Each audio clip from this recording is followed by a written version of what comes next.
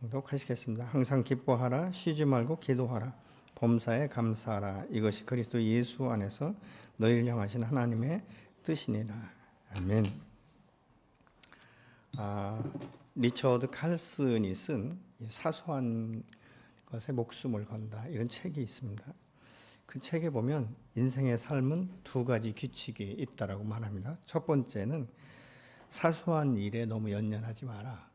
두 번째는 세상의 모든 일은 다 사소한 것이다. 이렇게 이제 두 가지 규칙을 씁니다. 그러면서 이제 우리가 살아가면서 삶은 매 순간순간 도전을 받게 되어 있다는 것이죠. 그때 내가 이것을 어떻게 선택하고 어떻게 처리할 것인가, 이것은 각자의 선택에 달려 있다라고 말을 합니다. 그러면서 그 책의 그 한 제목을 보면 우리가 이 세상 가운데 살아갈 때 모든 것이 많다고 다 좋은 것은 아니다. 적당해야 된다. 이렇게 말을 하고 있습니다. 돈도 많은 것은 좋다고 우리가 생각하는데 그것이 과하면 이제 이 탐욕이 생기고 탐심이 생기기 때문에 결국은 자신을 힘들게 하는 결과를 가져온다. 이렇게 말하고 있죠. 돈이 많으면 사람들의 생각 가운데 무엇이든지 돈만 있으면 다 된다, 이런 사고를 갖고 있다는 거예요. 근데 사실 우리가 세상에 살다 보면 돈으로 안 되는 것들이 너무 많지 않습니까? 제가 가끔 말씀드리는 거지만 여러분, 사람과 사람과의 관계 가운데 사랑을 돈으로 살 수 있습니까? 남의 마음을 살 수 있습니까? 태양을 살 수 있겠습니까? 우리 비바람을 우리가 마음대로 돈으로 주장할 수 있겠습니까? 돈으로 할 수 없는 일들이 세상 가운데 너무 많아요. 그럼에도 불구하고 왜 사람들이 자꾸 그러는가? 그래서 이분 얘기는 이렇습니다. 집도 그냥 적당히 살 수 있는 이 집 한 채면 되지, 자꾸 더 좋은 집을 바라다 보면 집바라기가 된다는 것이죠. 그럼 결국 평생 집 하나 장만하기 위해서 평생을 수고하고 노력하고 쉼도 없는 이런 삶을 살아야 된다라고 말을 합니다. 또 우리의 이 수명이 꼭 길어야 된다, 그건 아니에요. 그렇기 때문에 많은 사람들이 돈에 이렇게 집중해서 버는 사람들을 보면 이 젊었을 때 돈 많이 벌어서 이제 나중에 노후에 이제 좀 편안하게 잘 살고 싶다, 이런 생각들이 의외로 많습니다. 그런데 우리의 인생이라는 것은 생사화복을 하나님께서 주관하시는 것이기 때문에 오늘의 행복, 오늘의 만족을 누리면서 사는 것이 인생의 진정한 기쁨이며 감사다. 그렇게 표현을 하는 것들을 우리가 봅니다. 근데 우리가 이 감사나 이 어떤 불평과 원망은 동일한 조건에서 내가 무엇을 선택하느냐에 따라서 달라지는 것들을 우리가 보게 되는 것이죠.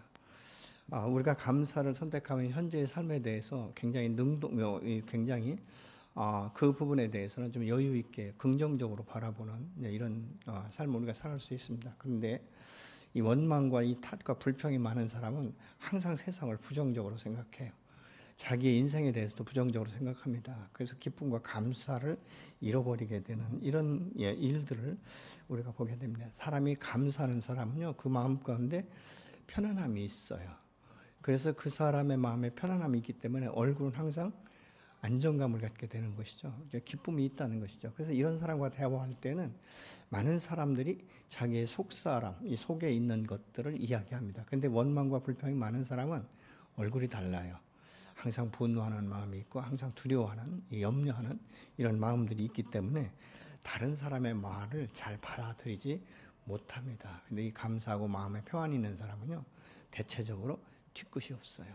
근데 원망과 불평이 많은 사람들을 보면 말 한마디에 상처를 받아가지고 꽁 해가지고 그것을 늘 묵상하는 거예요. 그래서 사람을 미워하게 되는 것이고 결국은 자기의 감정 가운데 이런 것들이 쌓이다 보니까 다른 사람과 또 대화 가운데 이 그 분노가 폭발하는, 그래서 감정을 스스로 다스리지 못하는 이런 일들이 있다는 것이죠. 그렇기 때문에 감사는 선택이에요. 골로새서 3장 15절에 보면 너희는 감사하는 자가 되라, 이렇게 말씀하는 것을 우리가 볼 수 있습니다.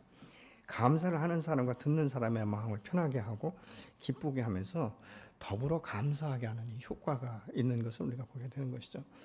감사라는 말의 원어는 유카리스라고 말하고 있는데, 유카리스토스라는 이 말을 하면은 감사하는 사람이다, 이런 그 의미를 갖게 됩니다. 똑같은 조건과 환경에서 감사하는 사람은 항상 불평과 원망할 수 있는 그 기회도 오히려 넘어갈 수 있게 되는 것이죠. 그럼에도 불구하고 하나님은 내 편이시고, 그럼에도 불구하고 여전히 하나님은 나를 은혜의 그 품에 안아주고 계시다. 이런 그 마음 가운데 믿음이 있기 때문에 우리가 동일한 조건에서도 분노하고 원망하고 이것보다는 감사를 선택하게 된다는 것이죠. 왜냐하면 그를 통해서 내 마음 가운데도 저와 같은 원망하는 마음은 혹시 없는가, 이런 것들을 생각해 볼 수 있기 때문에 그렇습니다. 그 매튜리라는 이 그 주석가가 있습니다. 굉장히 주석을 잘하고 과거에는 아주 그 매튜리 주석을 많은 신학자들이 사용도 하고 그랬는데요. 그분이 이렇게 말합니다. 하루는 시내에 갔다가 소매치기를 당했어요. 그런데 이분이 그 생각하기를 내가 소매치기 당한 것이 감사하다. 왜냐하면 내가 동일한 이 조건, 같은 그 세상 가운데 살면서 남의 것을 소매치기 하지 않는 것 감사하고, 오히려 내가 소매치기를 당할 수 있는 것 감사하다. 이렇게 그가 표현을 했다라고 말합니다. 다시 말하면 나는 남의 것을 빼앗는 자가 되지 아니하고 남에게 주는 자가 된 것이 너무 감사하다. 이렇게 그가 말했다라고 말합니다. 그렇기 때문에 우리의 감사는 환경이 아니라는 것이죠. 어떤 상황이 아니라는 것입니다. 선택의 문제라는 것이죠. 여러분, 감사와 이 불평, 이 원망 중에 무엇을 선택하는 것 같습니까? 사실 이것도 습관이에요. 감사하는 사람은 매사에 감사가 먼저 나오는 거예요. 그런데 불평과 원망하는 사람은 똑같은 말, 똑같은 환경, 똑같은 여건 가운데서 그냥 저절로 자기도 모르게 불평과 원망이 나오게 되는 것들을 우리가 보게 되는 것이죠. 근데 불평하는 사람은요, 이미 그의 마음이 상한 거예요. 그래서 상한 사람의 마음 가운데는 똑같은 환경에서 말을 해도 남의 그 마음을 이렇게 상하게 만드는 이런 결과를 가져오게 되는 것들을 우리가 볼 수 있게 됩니다. 사람이 말이죠, 이 원망하고 자꾸 투덜대다 보면요, 그게 입버릇처럼 계속 자기도 모르게 되뇌이게 돼서 이 음성이 자기 귀를 통해서 자기 마음껏 다시 들어가거든요. 그래서 믿음 체계를 세워버리는 거예요. 그래서 세상을 바라볼 때 아주 세상을 부정적으로 바라보는 이런 관점을 갖게 되는 것이고, 자기 자신에 대해서 돌아볼 때 대개 이런 사람들은요, 대체적으로 자기 자신도 부정하는 경우가 굉장히 많습니다. 나는 아무것도 할 수 없고 세상 사람들이 나를 믿어주지 않고 나를 세워주지 않는다, 이런 생각들로 가득 차 있게 된다는 것이죠. 그렇기 때문에 우리가 감사하는 사람은요, 똑같은 수입에도 감사를 먼저 표현해요. 그런데 그렇지 않은 사람은요, 자기의 그 기대감이 있기 때문에 만족을 못 느끼는 거예요. 그래서 감사하지 않는 것이죠. 그래서 있는 것조차도 감사하지 않고, 하나님께서 주신 은혜도 감사하지 않고, 사실 우리가 그 세상 가운데 내 노력도 중요하고 계획도 중요하고 다 중요합니다. 열정도 중요하고. 그렇지만 내가 일할 수 있는 자리를 주신 분은 하나님이세요. 건강을 주신 분도 하나님이십니다. 그것 가운데 끝까지 인내하면서 견딜 수 있어서 매월 이 얼굴 받는 것도 하나님의 은혜인 거예요. 그렇지 않습니까? 우리가 갑자기 무슨 병이 든다든가 어떤 육체가 연약하다든가 이런 부분이 생기면 우리가 그 일을 감당할 수 없게 되는 것들을 우리가 보게 되는 것이죠. 결국은 사람은요, 하나님의 은혜를 잊어버리면 자기의 계획대로 자기가 잘난 줄 알아요. 그래서 마음이 높아지는 거예요. 돈 있으면 마음이 높아지고, 사람들을 우습게 알고, 사람들을 자꾸 평가절하하고, 그 마음 가운데 이 높아진 마음, 이 교만한 마음들이 솟기 시작하니까 모든 것의 주인이 여호와 하나님이 아니라 자기 자신이라고 생각하게 되는 것입니다. 여러분, 작은 소득에 감사하는 사람은요, 큰 소득이 있을 때 그 마음이 갑자기 높아지질 않아요. 그래서 그가 작은 소득에 감사하는 사람은 큰 소득이 있을 때는 더욱더 하나님께 감사를 드리는 이런 그 마음을 우리가 볼 수 있게 되는 것이죠. 근데 적은 소득에 감사하지 못하는 사람은요, 자기 나름대로의 목표가 빨리 성취될 수 있도록 하기 때문에 그 생각이 굉장히 조급한 거예요. 여유가 없는 거죠. 쉼이 없는 것입니다. 어저께도 제가 우리 처제하고 만나서 이런 이야기를 했어요. 제가 아는 분인데, 그분은 암에 걸려가지고 정말 수년 동안 그냥 병원집 이랬거든요. 그런데 지금 그분이 사는 곳은 그냥 비닐하우스에서 사세요. 자기 집이 있는데. 도로 한 3분이면 자기 집에 갈 수 있는데, 자기 집에 가지 않는 거예요. 그냥 비닐하우스에 방 하나 들여놓고 거기서 사는 거예요. 근데 요즘에 건강이 좋아지니까 그 유성시장에 장이 있으면 뭘 이고 가서 그 자리 차지해가지고 뭘 판다는 거예요. 그래서 제가 뭐라고 얘기했냐면 참 그게 인생인가 싶다. 아니 세상에 왔으면 그래도 좀 쉬고 여행도 좀 다니고 좀 이런 좀 여유가 있어야지. 어떻게 그 자기 집 사놓고도 자기 집에 가지 못하고 비닐하우스에서 그렇게 살면서 그런 시간들을 보낼 수 있냐. 병원집 아니면 병원 시장 뭐 이런 식으로 사는 것이 과연 인생일까 생각을 해보는데 한 번은 저희 아내가 복음 전했는데 확 돌아앉더라고요. 돌아앉으면서 됐다고 이렇게 얘기하는 것을 볼 때 야, 참 이런 어려운 가운데도 하나님을 의지하지 않는 저 강팍한 마음이 있구나 이런 것들을 생각해 본 적이 있습니다. 여러분 내가 스스로 하려고 하는 사람 마음속에 욕심이 있어요. 무엇입니까? 남보다 내가 잘 살아야 된다. 남보다 내가 훌륭해져야 된다. 우리 자녀들은 출세해야 된다. 이제 이런 그 마음들이 있다는 것이죠. 근데 디모데전서 6장 10절에 보면 돈을 사랑하는 것은 일만하게 뿌리가 된다. 이렇게 말씀을 하고 있어요. 뿐만 아니라 골로새 3장 5절에 보면 탐심은 우상숭배다. 이렇게 지금 말씀하고 있는 것을 우리가 봅니다. 만약 감사가 어떤 환경이나 조건에 충족되어지는 것이라면 여러분 세상 누구나 다 할 수 있는 거예요. 그렇기 때문에 감사는요. 지금 있는 것에 만족하고 하나님 감사해야 되는 것이죠. 사도 바울 같은 경우는요. 오늘 본문을 통해서 감사라고 지금 명령하고 있는데 이때 당시에 데살로니게 교회는요. 굉장히 뭐 화평하고 뭐 이렇게 그런 시대가 아니에요. 굉장히 고난을 받을 때거든요. 이 환난을 당한 그때예요. 그런데 사도 바울은 말하는 거예요. 너희는 항상 기뻐하고 쉬지 말고 기도하고 범사에 감사해라. 이렇게 지금 말씀하고 있는 것들을 우리가 보게 됩니다. 그래서 이 감사는 자신이 바라는 어떤 조건 충족에 의한 것이 아니라 오히려 연약하고 부족한 중에서도 사신 하나님께서 나를 붙들고 계시고 지금도 지켜주시고 그 여호와 이레가 되시는 하나님께서 나의 미래도 책임지실 것이라는 이 신뢰하는 믿음이 있을 때 우리가 소망 가운데 감사하게 되는 줄로 믿습니다. 사도 바울은 우리가 잘 아는 대로 자기 몸에 가시가 있었다라고 말하고 있지 않습니까? 하나님 앞에 나가 간절히 기도합니다. 이 가시를 제하여 달라고. 그래서 이 가시가 있어서 그 계속적으로 좀 자유롭지 못하게 이 사역을 감당해야 되기 때문에 여러분 하나님 앞에 기도할 때 얼마나 간절히 기도했겠습니까?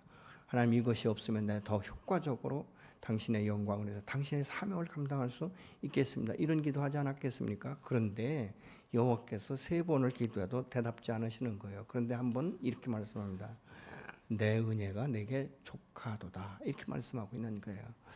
여러분 육체의 가시로 해서 기도했는데 그것을 뽑아내고 내 은혜가 내게 족하다 이러면 얼마나 감사하겠습니까? 그런데 가시는 그대로 있는데 여호와께서 말씀하시는 거예요. 내 은혜가 내게 족하다라고 말씀하고 있는 것이죠. 그런데 사도 바울은 그 기도의 응답에 대해서 이런 방법 다시 왜 그렇습니까? 라고 따지지 않습니다. 오히려 그것에서 무엇을 발견했는지 아십니까? 맞습니다. 하나님. 나의 약함이 곧 강함입니다. 내가 건강하고 여유롭고 그렇다면 정말 하나님 앞에 나의 부족하고 연약한 부분을 가지고 나가지 않을 것인데 내게 약함이 있기 때문에 나는 하나님 당신을 더 신뢰할 수 있고 더 의지할 수 있고 하나님 앞에 나아가서 기도할 수 있는 이런 시간들이 있는 것에 대해서 감사하다. 바울이 그렇게 말하고 있는 것이죠. 그래서 고린도후서 12장 9절로 10절은 이렇게 말합니다. 나에게 이르시기를 내 은혜가 내게 족하도다. 이는 내 능력이 약한 데서 온전하여 짐이라 하신지라. 그러므로 도리어 크게 기뻐함으로 나의 여러 약한 것들에 대하여 자랑하리니 이는 그리스도의 능력이 내게 머물게 하려 함이라. 그러므로 내가 그리스도를 위하여 약한 것들과 능욕과 궁핍과 박해와 곤고를 기뻐하노니 이는 내가 약한 그때에 강함이라. 아멘. 여러분 하나님은 모든 것을 주관하시면서 모든 것이 합력해서 우리에게 유익해 하시는 분인 것을 믿습니다. 그렇기 때문에 하나님은 어찌하든지 이 모든 것을 합력해서 나를 유익한 길로 인도하시지 악한 길로 인도하시지 않는다는 것입니다. 그렇기 때문에 약함이 곧 강함이다. 여러분 한번 생각해 보세요. 하나님 앞에 간절히 기도할 때가 언제입니까? 여유가 있고 넉넉할 때, 몸이 건강할 때입니까? 아니면 육체가 연약해지고 어떤 사업에 대해서 어려워지고 삶에 대해서 궁핍해지고 자녀들이 참 하나님 안에 바르게 서지 못하는 이럴 때 더 많이 기도하십니까? 어떤 때 더 기도하시는 것 같습니까? 우리가 연약할 때, 우리가 필요할 때, 그리고 자녀들을 위해서 기도할 때, 그래서 이럴 때 우리가 더 하나님 앞에 간절히 우리가 기도하게 되는 것들을 우리가 보게 되는 것이죠. 여러분 좋은 직장에 잘 다닐 때 하나님 앞에 그 직장에 대해서 감사하십니까? 아니면 직장이 없어서 직장을 구할 때 하나님 앞에 더 많이 기도하십니까? 그리고 그럴 때 우리가 기도하면서 무엇을 발견하죠? 응답하시는 하나님, 사신 하나님을 우리가 경험하게 되지 않습니까? 그렇기 때문에 내가 어찌하든지 하나님 앞에 감사하는 이 삶은 저 여러분의 삶의 습관이 되어야 될 줄로 믿습니다. 현재 환난과 이 곤경으로 인해서 힘들어도 함께 하시는 그 주님이 계시기 때문에 우리가 감사할 수 있고 견딜 수 있는 힘을 주셔서 감사한 것을 깨닫기 시작하는 것이죠. 그리고 하나님께서 깨달을 수 있는 지혜를 주셔서 감사하고 감당할 수 있는 믿음을 주셔서 우리가 감사할 수 있는 것 아니겠습니까? 그럼에도 불구하고 평안을 주시고 또 육신이 연약할 때 치료받을 수 있는 병원을 주신 것 감사하고 또 이 연약함으로 인해서 온 가족이 하나가 될 수 있어서 감사하고 여러분 참 우리가 이 하나님 안에서 또 입원하는 것도요 쉴 수 있는 하나님의 기회를 주시는 거예요. 야 너무 너 밤낮 없이 그렇게 뛰고 있는데 좀 쉬어라. 그러면서 그 쉬는 시간 뭘 기억하겠습니까? 그동안 하나님께서 내게 행하신 일들, 베푸신 은혜에 대해서 우리가 감사할 수 있는 것이죠. 그리고 이 연약함을 치료받을 수 있는 기회를 주셔서 감사하고 여러 가지 우리가 감사할 수 있다는 것이죠.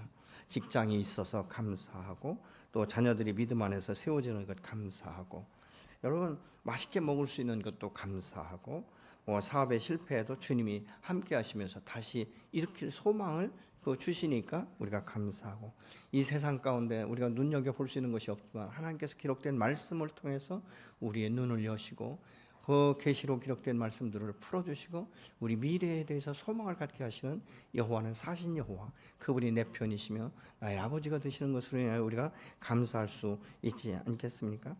여러분 감사라는 것은요 참 말로 할 수 없어요. 어떻게 내가 지금 일할 수 있어서 감사하고 여러분 정말 제가 늘 습관처럼 말하고 있지만 내가 숨 쉬는 것 감사하고 직립보행하는 것 감사하고 자고 일어날 수 있는 것 감사하고 여러분 이게 얼마나 감사한지 몰라요. 감사한 것은요 수로 헤아릴 수 없을 만큼 감사합니다. 그런데 우리는 감사의 제목들을 어디서 찾죠? 큰 것들을 바라보며 찾고 그것에 대해서 만족이 되어져야 감사한다는 것이죠. 작은 소득에도 그래서 감사하지 못하는 것은 무엇입니까? 자기의 욕심이라는 것입니다. 여러분은 감사의 제목들이 얼마나 있는 것 같습니다. 근데 반대로 이게 원망과 이 탓하는 사람은요 끝없이 하면 할수록 깊은 그 마음의 수렁에 빠져들게 되는 거예요. 그래서 그 생각의 영역이 묶여버리는 것이죠. 그러니까 아무런 소망도 없어지고 절망을 넘어서서 어디까지 가는지 아십니까? 죽고 싶은 마음까지 가는 거예요. 내가 이 세상 살아서 뭐하나? 내가 그렇게 노력해도 직장 하나 구하지 못하고 내가 그렇게 노력해도 내가 육신의 연약함이 치료되지 않는데 이런 생각들로 계속적으로 부정적으로 생각하기 때문에 스스로를 감옥에 가두는 거예요. 갇혀버리는 거예요. 어둠 속에 갇혀버리니까 빛이 없는 것이죠. 생명이 없는 거예요. 그래서 감사는 하면 할수록 기쁨이 샘솟고 삶의 힘이 이제 솟기 시작하는 것이죠. 그리고 일에 대해서 도전하게 되는 것이고 두려워하지 않는 거예요. 왜냐하면 하나님이 늘 내 편이시기 때문에 기도할 때도 하나님 말씀하실 때까지 머물러 있는 이런 삶들이 우리 마음 가운데 삶으로 습관으로 되어지는 것이죠. 여러분 감사는 마음으로가 아니에요. 표현인 거예요. 삶으로 표현하는 것이죠. 행동으로 나타내는 것입니다. 그래서 이렇게 감사하는 사람은요 그 마음 가운데 평안이 있으니까 기쁨이 샘솟아요. 기쁨이 샘솟으면 믿음의 삶은 뭐합니까? 찬양하는 거예요. 그래서 때로는요 우리가 너무 꿉꿉하고 이럴 때는 다윗처럼 자기 영혼에 명령하는 거예요. 내 영혼아 여호와를 송축할지어다. 여호와를 찬양할지어다. 그러면서 찬양하며 그 궁정에 들어가는 것들을 우리가 기쁨으로 감사함으로 나타낼 수 있게 되는 것이죠. 그래서 우리가 이 감사와 원망은 선택이지만 그 결과는 천국과 지옥의 삶을 살아가는 거예요. 여러분 감사는 마음과 생각이 아니에요. 삶으로 받은 것을 받았다라고 표현하는 것이죠. 요즘에 이제 꽃 피는 춘삼월이다 이렇게 말하고 있지 않습니까? 근데 뭐 이번 주는 좀 춥다고도 말하고 있지만요. 여러분 들녘에 나가 보시면요, 얼마나 이 새싹들이 지금 아주 파랗게 올라오는지 몰라요. 그리고 또 보면 이제 우리 그 여기 교회 화단에도 여러분 그 능수매화가 꽃이 지난 주간에 폈어요. 지금 많이 폈거든요. 그러니까 이런 것들을 보면 참 우리는 몸으로 못 느끼지만 이 모든 이 식물들은 그냥 느껴지는 계절의 감각을 얼마나 빨리 느끼는지. 그래서 꽃샘추위가 와도 뭐 얼어서 떨어진다든가 이런 것이 없는 것을 우리가 볼 수 있게 되는 것이죠. 그럼 우리가 이런 그 부분을 볼 때 뭐 이렇게 무감각한 것이 아니라 야 참 꽃이 아름답다 이런 것들을 좀 느끼고 그 꽃 냄새를 맡을 때 참 향기롭다 이래야 되지 않겠습니까? 저는 어떤 때 보면 이렇게 그 꽃집을 볼 때요, 저 꽃 다 갖다 우리 교회 화단에 심든지 좀 이렇게 놨으면 좋겠다. 너무너무 아름다운 거예요. 근데 제가 너무 예쁘고 너무 아름다워서 사다가 방에 놓으면요 또 금방 죽어요. 쉽게 죽어요. 관리를 제가 못하는지 모르지만. 근데 그런 것 하나하나가 하나님의 섭리라는 거예요. 얼마나 아름다운지. 여러분 조금 있으면요 이게 이제 이슬이 내리고 이렇게 하다 보면요 그 아침 햇볕에 그 이슬방울이요 아주 영롱하게 그 오색찬란한 빛을 낼 때가 있거든요. 이제 이런 것을 보면서도 우리가 마음 가운데 감동이 일어나는 것 아니겠습니까? 그래서 사람이 감사할 때 감정이 살아나요. 얼마나 이런 것들이 우리에게 좋은지 말이죠. 우리가 선물을 받을 때 이게 크고 작은 것이 문제가 아니에요. 그 사람의 마음을 내가 사는 거기 때문에 감사할 수 있어야 돼요. 요즘 젊은이들은 잘 모르지만요. 이 좀 연세 드신 분들은 연애할 때 길가에 가다가 상대편이 네이크로바 이 뜯어가지고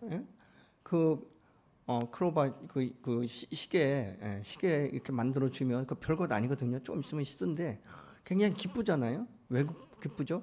이 사람이 나를 이렇게 생각하고 있구나. 내가 이렇게 행복해지기를 원하고 있구나. 뭐 이런 것들을 그 마음을 보고 우리가 감동받아서 감사한 거지. 실질적으로 그걸 뭐 물질로 따지면 아무것도 아니잖아요. 그거 풀 하나 뜯어가지고 주는 게 뭐 이렇게 감사하겠습니까? 그러나 상대방의 마음을 읽기 때문에 우리가 감사하는 것 아니겠습니까? 우리가 하나님을 믿는다고 모든 것이 다 순간에 바뀌지 않습니다. 변화라는 것은요 굉장히 많은 시간이 필요합니다. 우리가 믿음으로 기도한다고 해서 사업이 하늘에서 갑자기 그냥 왕창하게 이렇게 창대케 되는 이런 것이 없다는 것이죠. 누가 그러더라고요. 기도 많이 한다고 사업 잘하고 하늘에서 금싸라기 안 내려보낸다는 거예요. 그러니까 똑같지만 우리가 기도하는 것은 무엇입니까? 내 의지대로, 내 생각대로, 내 뜻대로, 내 욕심대로가 아니라 하나님 이 사업을 경영할 때 하나님의 선하신 뜻을 따라서 경영할 수 있도록 하나님, 그리고 내가 사람들과 관계할 때도 정말 좋은 사람 만날 수 있도록 그 선한 사람을 만나서 함께 성장하고 함께 성숙할 수 있도록, 그래서 우리가 기뻐하는 것 아니겠습니까? 여러분 자녀들이 내일 모레 시험인데 다음 주에 시험인데 기도한다고 해서 갑자기 시험 치를 때 만점 맞는 사람이 없다는 것이죠. 지혜와 지식을 주신다고 해서 만점 맞는 사람은 없다는 거예요. 내가 육신이 병들었을 때 하나님 앞에 기도하면 순간에 나을 수도 있습니다. 기적은 현장에서 일어날 수가 있어요. 그렇지만 모두가 다 그렇지는 않다는 것이죠. 그럴 때 내가 어떻게 반응할 것인가? 내가 믿음으로 나가면, 기도하고 믿음으로 나가면요, 금방은 내가 눈으로 볼 수 없고 손으로 잡을 수 없지만 하나님 내 마음 가운데 변화를 일으키기 시작한다는 거예요. 우리가 자녀들을 위해서 그 지혜와 지식의 영을 달라고 기도할 때 자녀가 그 말씀을 믿음으로 받고 열심히 기도하면서 이제 공부한다면 남다르게 공부를 잘할 수 있는 것 아니겠습니까? 그래서 이 믿음은 지속적이어야 된다. 감사도 지속적이어야 된다. 어떤 때 채워지면 감사하고 없으면 불평하고 이것이 아니라, 그럼에도 불구하고 감사할 수 있는 것은 내가 이 과정을 통해서 하나님께서 내게 주실 말씀이 있고 나를 가르치실 수 있는 기회가 되기 때문에 우리가 감사할 수 있게 되는 것이죠. 여러분 늘 받기만 하는 사람은요 그냥 그것이 습관이 되어서 누가 주는 것은 당연한 것으로 여겨요. 아니에요, 여러분. 작은 것에도 누가 줄 때 감사할 수 있어야 돼요. 아까도 말씀드렸지만, 왜냐하면 그 사람은 내게 자기의 가진 것 중에서 그래도 나름대로 최선의 것을 표현하는 것이기 때문에 그런 것이죠. 때로는 주는 감사는 있지만 받는 것에 대해서 감사하지 못하는 경우가 있습니다. 심지어는 어떤 사람은요, 누가 선물을 주어도 어떻게 생각하는지 아십니까? 나를 무시한다고 생각하는 경우가 있어요. 나를 얼마나 무시했으면 이것밖에 안 주나, 이런 생각을 한다는 거예요. 똑같이 선물을 받으면 감사해야 되는데 다른 사람과 또 비교하는 사람도 있다는 거예요. 쟤는 왜 저렇게 좋은 것 주고 나는 왜 이것밖에 안 주는가? 비교한다는 거죠. 이 비교의식이라는 것은 무엇입니까? 그 마음 가운데 감사를 뺏어가는 하나의 독극물이 될 수 있다는 것이죠. 여러분, 이스라엘 백성들은 출애굽 후에요, 광야에서 40년 동안 하나님께서 매일매일 일용할 양식을 주셨어요.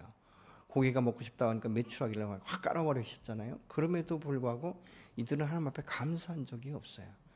조금만 목말라도 목말라 못해. 그래서 하나님을 원망하게 되고, 여러분, 이런 일들이 얼마나 많이 이스라엘 백성들 가운데 팽배했는지 모릅니다. 무엇입니까? 여러분, 이스라엘 백성들을 출애굽시킨 것은 하나님, 전적인 하나님의 은혜예요. 광야에서 일용할 양식을 주시는 분은 여호와 하나님밖에 없어요. 여러분, 어떻게 광야에서 매일매일 같이 일용할 양식을 먹을 수 있습니까? 하루 삼시세끼 먹는다는 게 쉬운 것 아니거든요. 자녀들도 있고 한데 그 모든 것들을 넉넉히 채우시는 그 하나님의 은혜를 생각해 봐야 된다는 것입니다.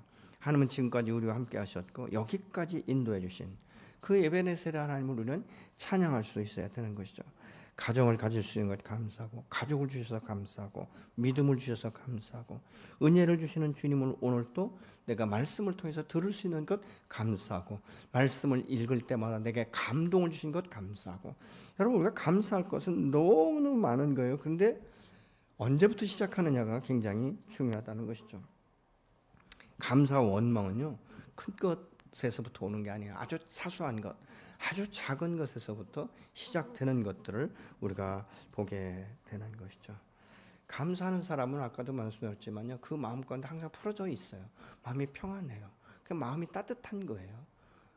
그래서 뭐 모든 것에 대해서 감사할 수 있고, 먹고 마시는 것도 감사할 수 있고, 만남에 대해서도 우리가 축복해서 감사할 수 있는 이런 상태가 된다는 것이죠. 어떤 때는요, 사람이 참 이런 사람 있잖아요. 식사 한번 같이 합시다. 그래서 오케이. 그래서 그 식사를 같이 하면서 뭐라고 말하는지 아십니까? 내가 당신과 식사할 수 있는 시간을 내주셔서 감사합니다. 이렇게 말해요. 아니, 내가 돈 주고 밥을 사주는데도 내가 밥을 사서 당신과 함께 먹을 수 있도록 시간을 나한테 내주셔서 감사하다 이렇게 말한다니까요.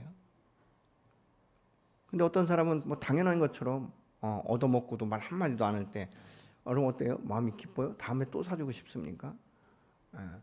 그러니까 우리가 똑같은 상황에서도 내가 어떻게 표현하는가, 그것은 그 사람의 인격이 될 수 있는 것이고 그 사람의 습관이 될 수도 있다는 것이죠. 여러분, 감사하는 사람은요, 항상 마음 가운데 늘 감사하는 마음이 있어요. 그래서 아주 작은 것에도 감사하고 기뻐할 수 있다는 것이죠. 사람이 어떻게 봅니까? 뭐 이렇게 결혼하신 분들은요, 아내가 밥상 차려주는 거 정말 감사해야 돼요. 또 어떤 때는 아내가 연약할 때 남편이 뭐 설거지도 해주고 밥 해주고 병원 데리고 다니고, 이것도 감사할 수 있는 거예요.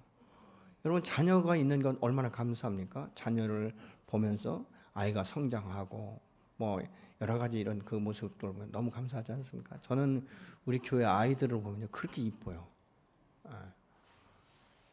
그러니까 이런 것들을 보면 참, 그러면서 보면요, 전에 우리가 개척할 때 어렸던 아이들이 지금은 다 성장해서 청년이 되고 장년이 되고 결혼하고 뭐 이런 일들을 보면요, 너무너무 감사한 거예요. 저 아이가 세상에서 놀지 않고 그래도 교회 안에 와서 믿음을 지키고 저렇게 믿음이 있어서 좋은 가정을 이루는구나, 이런 걸 볼 때 너무너무 감사한 거예요. 그래서 마음껏 우리가 축복하게 되는 것 아니겠습니까? 여러분, 세상살이는 다 똑같아요. 뭐 돈만 있다고 뭐 편한 것 같지만요, 그 나름대로 고민이 있는 것이고, 때로는 뭐 내가 가난해도 가난한 것이 나의 인격을 뭐 좌우지우지하는 것 아니지 않습니까? 우리가 하나님 앞에 감사할 수 있는 것은 뭐 여러 가지가 있지만 딱 한 가지, 구원받은 이에 감사해야 돼요. 여러분, 세상에서는요, 인정받기 위해서 자격이 갖춰져야 됩니다. 좋은 학교 나와야 되고요, 좋은 직장 가져야 되고요, 좋은 차도 타고 있어야 되고요, 집도 있어야 되고요, 뭐 이런 어떤 모든 자격을 보면서 그 마음 가운데 흡족하다 아니다, 그리고 그 사람과 교제할 것인가 안 할 것인가, 이런 이 모든 것들이 세상의 방법이에요. 근데 우리를 사랑하시고 당신의 아들까지 주신 그 하나님은 우리를 구원의 그 문에 들어오도록 인도하시기 위해서 여러분 자격 검증 받으신 분 혹시 계십니까? 우리가 무지해도 좋은 대학 나오지 않았어도 좋은 직장 갖지 않았어도 돈이 없어도 우리의 마음을 여시고 우리를 사랑하신다라고 말씀하시면서 값없이 그 하나님의 그 생명의 예수님의 생명의 피값으로 우리를 거둬주시면서 너는 나의 사랑하는 아들이다 딸이라고 말씀하시는 신분과 권위를 회복하시는 이 하나님의 은혜 한 가지만 생각해도 우리는 감사할 수밖에 없는 거예요. 그러니까 이런 그 부분들을 우리가 생각해 봐야 되는데 감사는 사실요 마음으로가 아니에요. 생각으로가 아니에요. 표현되어져야 돼요. 감사합니다. 고맙습니다. 이것들이 되어져야 된다는 것이죠. 무엇보다도 무지했던 내가 하나님을 알고 하나님과 교제할 수 있고 그럼 대화할 수 있고 하나님 은혜에 감사할 수 있고 하나님과 함께 동행할 수 있고 하나님의 일을 동역할 수 있는 것 얼마나 감사합니까? 사도 바울은 그렇게 말했어요. 내가 과거에는 핍박자, 회방자였는데 하나님께서 내가 무엇이건데 나를 사랑하셔서 나를 구속하시고 이방인의 사도로 세우시고 복음을 증거하게 하시고 그리고 나와 함께 하시는지. 그래서 사도 바울은요 그 감옥에 가서도 로마 감옥에 가서도 교회를 향해서 편지를 쓰면서 하나님의 은혜에 감사하고 너희도 감사하라는 이런 말들을 자신 있게 할 수 있는 거예요. 여러분 이런 그 부분들은 무엇입니까? 믿음의 주여 온전케 하시는 예수로 인하여 만족하고 그와 함께 더불어 사는 것을 기쁨으로 여겼기 때문에 그럴 수 있게 되는 것이죠. 슈바이처는 이렇게 말합니다. 감사는 삶의 비밀이다. 인생에서 가장 멋진 일은 모든 일에 감사하는 것이며 이것을 터득한 사람은 산다는 것의 의미를 아는 사람이다. 그는 그렇게 말을 하고 있어요.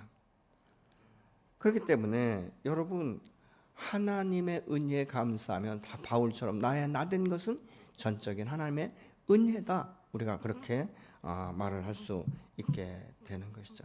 그래서 로마서 8장 28절은 이렇게 말씀합니다. 우리가 알거니와 하나님을 사랑하는 자 곧 그 뜻대로 부르심을 입은 자들에게는 모든 것이 합력하여 선을 이루느니라. 아멘. 하나님은 나의 인생 가운데 고난과 역경을 주실 수도 있고 기쁨을 주실 수도 있고 또 환난 날에 부르짖으면 응답하시는 그 하나님을 우리가 경험할 수 있는 것 아니겠습니까? 때로는 우리의 필요를 따라 공급하시는 그 하나님. 내가 기도할 때 즉시 응답되지 않지만 꼭 그것을 기억하셨다가 하나님의 때가 됐다라고 기억하시면 그때에 내가 기도한 것들을 열매로 베푸신 그 하나님. 그 하나님은 오늘도 살아계시고 오늘도 전능하시고 저와 여러분과 함께 동행하시는 줄로 믿으시기 바랍니다. 여러분 우리가 하나님 앞에 감사하지 못하는 사람은요 스스로 자기의 노력에 의해서 여기까지 왔다고 생각하는 사람들이에요.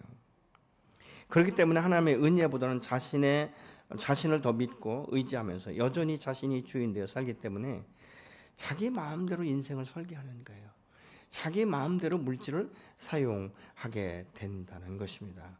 여러분 이런 사람은 아직도 나를 구원하신 그 주님의 주인 되심을 인정하지 않는 거예요. 여러분의 주인은 누구입니까? 여러분 자신입니까? 나를 그 생명의 피값으로 사신 그 주님이 나의 주인이 되십니까? 우리는 이 부분에서부터 먼저 정확하게 우리가 분리되어야 될 줄로 믿습니다. 이전에 내가 예수 믿기 전에는 내가 주인이었어요. 아니, 어둠의 영이 나의 주인이었어요.